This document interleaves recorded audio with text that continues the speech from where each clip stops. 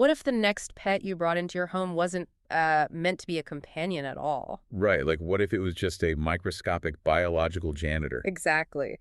Today we are completely flipping the script on why we keep animals. I mean, usually you picture a dog waiting at the door or a cat curled up on the couch. Or maybe an ornate aquarium serving as this, sparkling centerpiece in a living room. Yeah, we seek out affection, or at the very least, aesthetic decoration. But today's deep dive is exploring some fascinating notes on fish keeping, Mm. specifically the management of outdoor ponds. And when you look at how these outdoor systems are managed, a totally different philosophy emerges. It really does. The goal today is to extract this unique philosophy about balancing utility, aesthetics, and ecosystem management. Because this approach treats living creatures purely as utility workers in a self-sustaining ecological machine.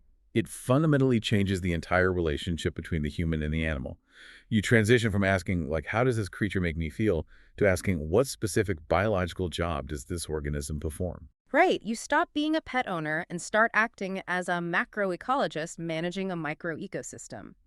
And these insights actually come from an experienced fish keeper who admits they aren't even a huge fan of the fish in question. Which is so funny to me. Personal preference just takes a total backseat to sheer utility here. Okay, let's unpack this. Because the focal point of this approach, this specific animal being deployed for this utility, is arguably the most unassuming fish on the planet. The humble guppy. Yes, the guppy. For the philosophy we are exploring today, the guppy isn't a beloved pet. It's deployed as a functional tool. Because, when most people hear the word guppy, they picture the quintessential beginner fish, right? Oh, totally. You win them in a little plastic bag at a local fair, or you buy them for $2 at the pet store. They are essentially the training wheels of the aquarium hobby. Exactly. But out in an outdoor pond, they are redefined entirely. The notes actually describe these guppies as pond gardeners or janitors. Pond gardeners, they're utility fish. It's like setting up a biological Roomba or a tiny landscaping crew. That is a great way to put it. But I do want to push back on this slightly. We usually choose pets based on affection, you know? Isn't it a bit cold to just treat them as utility workers? Well, what's fascinating here is that assigning an animal a functional role isn't cold at all. It actually validates their utility-first mindset. It aligns perfectly with how natural, wild ecosystems actually function. Because in nature, no animal exists just to be admired, right? Exactly. Every Right. single organism has a job, a highly specialized ecological niche it evolved to fill. The source text actually makes a really specific comparison to another fish commonly used in the hobby, the Amazon sailfin catfish. Oh, the pleco. Yes, the pleco. If you have ever seen a large indoor aquarium, you have almost certainly seen a pleco. Yeah, they are those dark, heavily armored fish with the massive sucker mouths, right? They attach themselves to the glass. Right, they scour the bottom of the tank. Hobbyists buy them explicitly to be bottom-feeding janitors to clean the depths. Okay, so the pleco is the heavy machinery handling the bottom of the environment.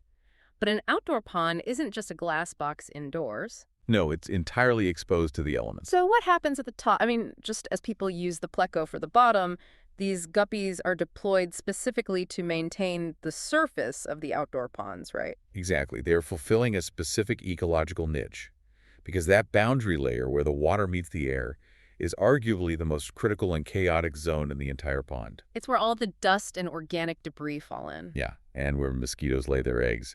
But more importantly, it is where biofilms form. Okay, biofilms. For anyone listening who hasn't encountered that term, what are we actually looking at? A biofilm is essentially a stagnant, oily-looking sheen of bacteria and organic waste. It just accumulates right on top of the water. Ugh, sounds gross. It is, and left unchecked, that film grows thick enough to actually choke off gas exchange. Wait, really? It blocks the air. Yeah, it prevents oxygen from dissolving into the water and stops harmful gases from escaping. If the surface becomes completely sealed by a biofilm, the entire pond below it can literally suffocate. Wow. So if the surface is the skin of the pond, then the guppies are basically deployed as the immune system to protect it. Exactly. They aren't just swimming around looking pretty. They are actively defending the pond's ability to breathe. And their bodies are actually built for this, right? I mean, look closely at the anatomy of a guppy. Oh, their mouths are fundamentally different from a bottom-feeding pleco. Right. A guppy has an upturned mouth. It's perfectly evolved to continuously skim the very top layer of the water. Their whole biological imperative is to patrol that boundary line.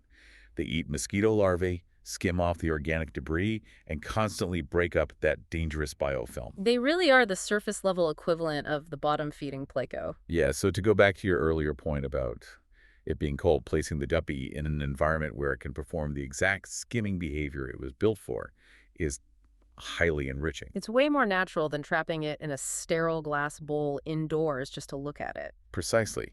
You are letting the animal fulfill its ecological purpose. Okay, so we have established the utility of the fish. They are our surface janitors. But incorporating them into a heavily planted outdoor pond creates an immediate practical problem. Right, because of the floating aquatic plants. Yeah, the notes specifically mention common salvinia and duckweed.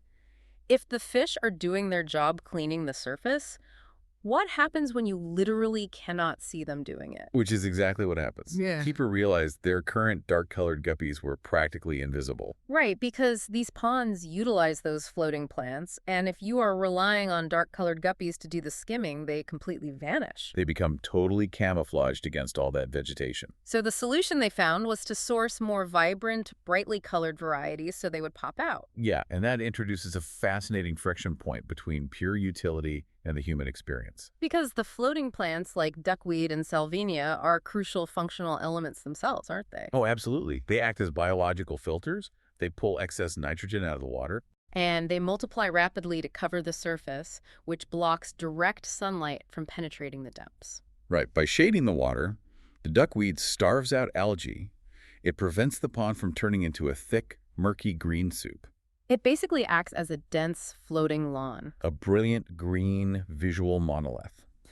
Duckweed creates a very flat, uniform visual plane across the entire pond. And when you deploy dark-colored, camouflaged utility fish into that dense green blanket, they just disappear entirely. The mechanics of your functional system are completely obscured from view. But here's where it gets really interesting. If they're just janitors, why does it matter what color their uniform is? That's a great question. I mean, if I hire a plumber to fix a leaking pipe, I don't care if he shows up wearing a neon pink shirt or a dark brown jacket. As long as the pipes are fixed, his outfit is irrelevant. Right, so why does a pond manager care if their biological surface skimmer is dark or vibrant? Exactly. Does visual contrast actually serve a purpose beyond just looking pretty for the keeper? Well, we have to remember that an outdoor pond is a dense green microecosystem. But it's also a constructed environment. Right. It's still curated by a human being. And it exists to be experienced. When the utility fish perfectly blend into the dense green duckweed, the pond appears entirely stagnant. It just looks like a lifeless puddle of water weeds. Exactly. Introducing vibrant guppies isn't just about vanity. It's about making the utility visible. Ah. So by sourcing heavily mutated, brightly colored guppies, the ones with vibrant oranges, glowing reds, and electric blues, you create immediate high-contrast visual disruptions. Yes. It makes the pond easier on the eyes and improves the overall aesthetic. It transforms the fish into a living indicator light.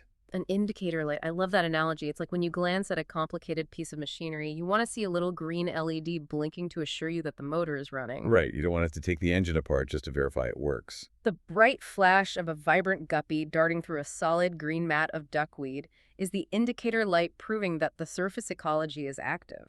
And it proves that functional systems can and should be beautiful. The contrast provides a sense of depth, scale, and movement. It really shatters the visual monotony of the floating plant. You want the pond to clean itself, but you also want to derive joy from watching it clean itself. Okay, so we've established the function on the surface cleaning and the vibrant colors against dense greenery. We have our bright, tiny workers successfully buzzing around the pond. Right. Now the narrative moves to the maintenance of this system. How much work does it take to manage these bright little janitors? This is the most counterintuitive part of this entire philosophy. It really is. The key detail from the source is that the keeper strategy is zero intervention. Literally zero. They just let the guppies grow and mate entirely on their own. And they note that leaving them to their own devices has worked out perfectly fine. But, so what does this all mean for the control freak inside all of us? Oh, the urge to intervene is deeply ingrained in anyone who manages a constructed environment. Because, I mean, if you've curated the perfect vibrant fish to contrast against your duckweed, isn't the instinct to micromanage their breeding to keep those colors bright? We are totally conditioned to believe that human intervention is the only thing preventing chaos. Right. I'd want to manage their feeding schedule to maximize color, or separate the strongest breeding pairs, or test the water chemistry every single afternoon. But the philosophy we are exploring demands absolute restraint. The strategy is to step back entirely. No human meddling at all. None. Because if we connect this to the bigger picture, the most efficient systems are self-sustaining. True mastery of a micro-ecosystem often means knowing when to step back. You have to trust the biological machinery you've set up. Exactly. The ultimate utility of the utility fish is that they manage themselves. Accepting that your primary job was merely setting the parameters is crucial. But doesn't a zero-intervention policy sound like a recipe for disaster? It sounds like it, sure. Like, without scheduled feeding and breeding management, why doesn't the system just immediately crash?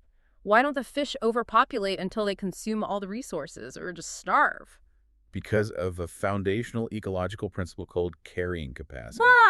Right. When you remove human feeding from the equation, the pond's natural resources dictate the population size. So the guppies are forced to rely solely on the mosquito larvae, the biofilm, and the microorganisms naturally occurring in that environment. Exactly. And if the nutrient levels in the pond spike, say, after a heavy rain brings in more organic matter, the biofilm grows. So the food supply increases. And the guppies breed rapidly to consume the excess. They naturally scale their population to meet the workload. That is wild. They automatically staff up the biological cleaning crew when the mess gets bigger. Yeah. And conversely, when the surface is thoroughly cleaned and the food supply dwindles, their breeding naturally slows down. The ecosystem just self-regulates. It does. If you were to walk out there every morning and dump a handful of artificial fish flakes into the water to ensure they stayed brightly colored, you would shatter that delicate equilibrium. You'd introduce external nutrients the pond cannot naturally process. Which leads to massive algae blooms, chemical imbalances, and ultimately an ecosystem collapse. So by feeding them, you transition them from self-reliant utility workers right back into high-maintenance dependent pets. You break the machine you just built. Plus, artificial feeding destroys their utility anyway. Because a guppy stuffed with nutrient-dense commercial fish flakes has zero biological incentive to spend its day meticulously skimming a thin, unappetizing layer of bacteria off the water. Exactly. A hungry guppy is a working guppy. It is almost a Taoist approach to environmental design, isn't it? Action through inaction. It really is. You supply the water, you introduce the biological filters like the duckweed, you deploy the vibrant utility fish, and then you physically force yourself to walk away. You just let the algorithm of nature execute its own programming. But it demands a profound level of trust. You have to accept that the system will fluctuate. Because you aren't selectively breeding them, right? So subsequent generations might lose a bit of their vibrant neon coloring. Yeah, and the population numbers will aggressively ebb and flow based on the changing seasons and the shifting outdoor climate. But that wild fluctuation isn't a sign of failure. Not at all. It is the defining hallmark of a healthy, living, dynamic environment. It is the complete opposite of a sterile indoor aquarium. I mean, an indoor tank is essentially an artificial stasis. It requires filters, chemical water conditioners, and constant human energy just to keep it perfectly frozen in time. Whereas the outdoor pond, managed through zero intervention, uses nature's own momentum to maintain balance. When you stop micromanaging, you allow the ecosystem to discover its own natural baseline. So to recap this journey for you, the listener, we started today by transforming the common guppy. Taking a very common entry-level pet and completely stripping away the sentimentality. Right, turning it into an essential pond janitor. We learned how the upturned mouth of the guppy fulfills a vital ecological niche. Actively skimming the boundary layer to prevent biofilms from suffocating the water below. We also unpack the importance of visual contrast against dense plants like salvinia and duckweed. Yeah, how that dense, functional blanket creates a visual monolith, rendering camouflaged fish invisible. And we saw why introducing hyper-vibrant colors isn't just a vain pursuit of beauty. It's a practical way to make the invisible mechanics of the pond visible to the human observer. The color provides that satisfying, living indicator light. And finally, we dissected the profound simplicity of a hands-off, zero-intervention approach to ecosystem management.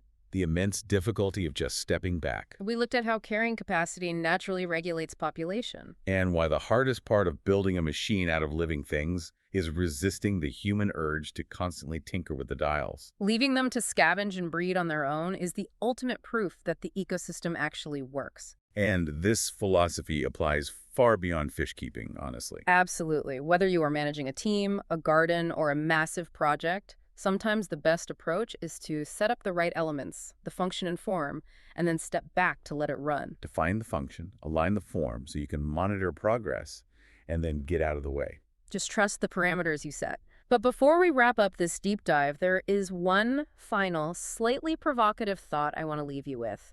Something to mull over on your own. Oh, this builds on that fascinating tension between human aesthetic design and raw, unmanaged nature, doesn't it? Exactly. We talked extensively about intentionally stocking these outdoor ponds with bright, vibrant guppies just so they stand out boldly against the green duckweed. Right, so they act as indicator lights for our own visual pleasure. But if we drop highly visible, glowing fish into an exposed outdoor pond, aren't we intentionally stripping away their natural camouflage? That's a great point. I mean, by removing their evolutionary defense mechanisms and then practicing a strict policy of zero intervention, letting nature take the absolute wheel in an open environment, Yeah. are we actually just managing a pond?